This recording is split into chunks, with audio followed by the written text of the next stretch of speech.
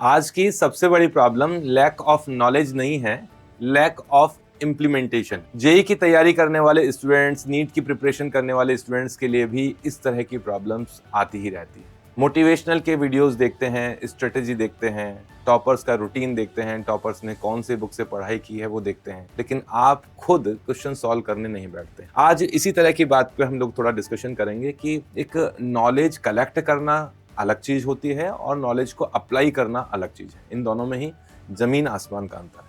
आज स्टूडेंट सब कुछ जानता है, मतलब किसी भी जेई के स्टूडेंट से मैं अगर पूछ लूं कि एनसीईआरटी पढ़नी चाहिए कि नहीं, पीवाईक्यू सॉल्व करने चाहिए कि नहीं, मॉक टेस्ट देना चाहिए या रिवीजन की इंपॉर्टेंस है या नहीं है, फोन कम चलाना चाहिए ना, ये सारे सवाल उनके आंसर स्टूडेंट को सबको पता है। सर सब पता है, टेंशन ही ना ले, नॉलेज की कमी है ही नहीं। यूट्यूब, टेलीग्राम, इंस्टाग्राम, हर जगह स्ट्रेटेजी के वीडियोस भरे पड़े हैं। स्ट्रेटेजी ही स्ट्रेटेजी है, फिर भी सिलेक्शन तो नहीं होता है ना, हर किसी का तो नहीं होता है। सिंपल सी बात है, क्योंकि नॉलेज फोन में ही रह जाती है, लाइफ में इंप्लीमेंट नहीं हो पाती। एक दिन में कितनी रील्स देख लेते हो? 20, 25, 50, 100? सर पता ही नहीं कितनी देख लेते हैं, काउंट नहीं की। ये जो बोल रहा है ना कि काउंट नहीं की, ये सच्चा स्टूडेंट है। वास्तव में जब रील्स देखते हैं तो पता ही नहीं पड़ता है। 5वीं रील जब देखी थी या 5वां शॉर्ट देखा था तो फर्स्ट नंबर पे क्या देखा था, या 6th वाला शॉर्ट देख रहे हो तो सेकंड पे क्या देखा था, क्या याद रहता है? नहीं रहता। हाँ, फिर भी कुछ ऐसे आपने इंटेंशनली कोई इस तरह का कोई मोटिवेशनल वीडियो लिया है, कोई टीचर का कोई पॉइंट सुने हैं कि किस तरह से स्ट्रेटेजी फॉलो करनी चाहिए, किस तरह से टाइम टेबल बनाना चाहिए, किस तरीके से कुछ बैकलॉग चल रहा हो तो उसे कवर करना चाहिए, लेकिन इसे उतार पाए हो क्या जीवन में? जैसे कोई कहे कि मैं वो जो जिम करते हैं उनका वीडियोस देख लेता हूँ और क्या खाना चाहिए वो देख लेता हूँ, वर्कआउट प्लान जो है वो मैंने सेव करके रखे हैं, लेकिन ऐसा करने से बॉडी बन जाएगी क्या? बिल्कुल वैसा ही है। फिजिक्स की स्ट्रेटेजी देखने से फिजिक्स नहीं आएगी, मैथ्स के क्वेश्चंस का कलेक्शन करने से मैथ्स स्ट्रांग नहीं होगी, केमिस्ट्री के नोट्स को डाउनलोड करके रख लेने से केमिस्ट्री याद नहीं होगी, क्वेश्चंस तो सॉल्व करने ही पड़ेंगे। देखिए, हमारा ब्रेन डिफरेंट टाइप से काम करता है। आपने डोपामिन का नाम सुना होगा। हर नई कोई इंफॉर्मेशन या हर कोई छोटी सी सक्सेस या छोटी बड़ी जो भी सक्सेस है, उससे जो एक फील गुड वाला जो फैक्टर आता है, जो एक अच्छा जो फीलिंग आती है, ये अपना जो डोपामिन नाम का हार्मोन कहूँ या केमिकल कहूँ, जो कि अपने ब्रेन में न्यूरो सेल्स इसको सीक्रेट करती हैं, हाइपोथैलेमस होता है ब्रेन में, वो इसको सीक्रेट करता है और आपको एक अच्छी फीलिंग देता है।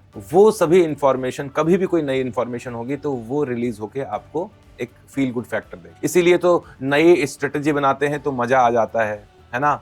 नई कोई बुक, कुछ नया कुछ पढ़ लिया तो थोड़ा अच्छा लगता है, एक्साइटमेंट होता है।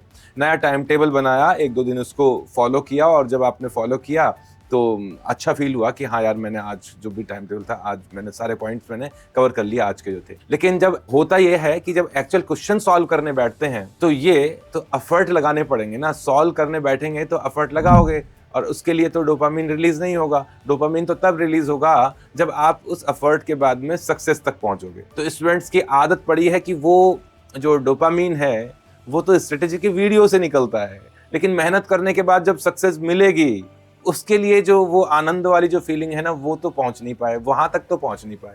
हाँ, ये शॉर्ट्स देखने से जो आपको आनंद की अनुभूति हो रही है, वो तब होती है आपको जब आप पढ़ाई करके कुछ नया कुछ गेन कर रहे होते। अब पढ़ाई करने में तो एफर्ट लगेंगे भाई, और इन एफर्ट से बचने के लिए आप तुरंत फोन उठा लेते हो, फिर वही स्क्रॉलिंग स्टार्ट। या ये चीज समझ लीजिए कि यहीं से प्रोक्रेस्टिनेशन स्टार्ट होता है। स्टूडेंट्स को लगता है कि मैं पढ़ाई तो कर रहा हूँ, मैं फोन पे अभी सॉल्यूशन देखूंगा, वास्तव में वो सॉल्यूशन के साथ में फिर कहाँ चला जाएगा, किस पॉइंट पे चला जाएगा और कौन सी ऐप पर चला जाएगा, उसका पता ही नहीं पड़ेगा। रियली वास्तव में उस समय वो एक कंज्यूमर बन जाता है, केवल वो कंटेंट कंज्यूम कर रहा होता है ना। तो आपको कंज्यूमर नहीं बनना है, आपको कंट्रोलर बनना है। जो भी आप कुछ देख रहे हो वो सभी आपके कंट्रोल में, आपके हिसाब से देखी गई चीज होनी चाहिए, ये नहीं कि सामने वाला आपको क्या दिखाना चाहता है।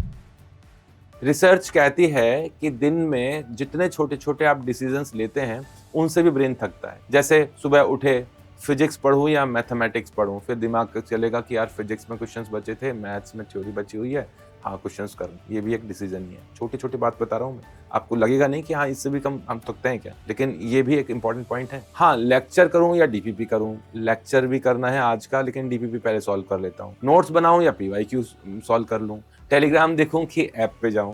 ये छोटे छोटे डिसीजन हैं जो बाद में ब्रेन को शॉर्टकट लेने के लिए मजबूर करते हैं। इसीलिए जो सक्सेसफुल स्टूडेंट है वो बार बार डिसीजन चेंज नहीं करते हैं। उनका रूटीन फिक्स होता है, बस वो उसे फॉलो करते हैं। कितने बजे उठना है, 3 लेक्चर्स देखने हैं, पहले मुझे मैथ्स की रिवीजन कर लेना है, या लेक्चर देखने से पहले मैं रिवीजन करूंगा ही करूंगा, या मेरा फिक्स है।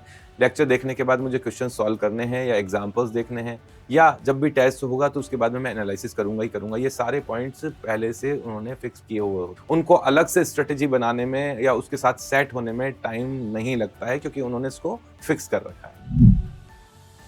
आईआईटी एस्पिरेंट्स जो होते हैं वो 5 रूल थोड़ा सा समझ लें और इन पर थोड़ा अमल करें, तो आप जो नॉलेज है और उसका इम्प्लीमेंटेशन है, किस तरीके से उसको अप्लाई करना है, ये चीज़ समझ लो। रूल नंबर फर्स्ट ये है कि एक स्ट्रेटेजी चूज कर लो, हर दिन उसे चेंज मत करो। जो आपने स्ट्रेटेजी बनाई है उसी को फॉलो करो, कंसिस्टेंटली उसी को फॉलो करो। रूल नंबर 2 ये समझ लेना कि जो इंफॉर्मेशन गेन करते हो, जो नॉलेज गेन करते हो, वो एक्स टाइम में अगर नॉलेज गेन करते हो तो उसका इम्प्लीमेंटेशन जो आपने पढ़ा है या अपनी पढ़ाई पे उसको अप्लाई करना है, वो होना चाहिए 10x टाइम, 20x टाइम ज़्यादा होना चाहिए। मतलब टाइम उसको अप्लाई करने में टाइम ज़्यादा होना चाहिए। ऐसा नहीं कि आप दिन भर वो स्ट्रेटेजी के वीडियो इनमें ही चला गया और उसको अप्लाई ही नहीं किया। तो इन चीज़ों से बचो। पॉइंट नंबर 3 है कि हर चैप्टर के बाद प्रैक्टिस करना कंपलसरी है। लेक्चर कंप्लीट करना और उससे रिलेटेड अगर क्वेश्चंस नहीं किए तो ये समझ लेना लेक्चर कंप्लीट ही नहीं हुआ है। अपने एल्गोरिथम को ट्रेन करो। इंस्टाग्राम, यूट्यूब ये सब समझते हैं कि आप क्या देखना चाहते हैं। जो आप अगर फालतू कंटेंट देखोगे तो उसी तरह के पॉइंट्स दिखाएगा, उसी तरह के शॉर्ट दिखाएगा, उसी तरह की रील दिखाएगा।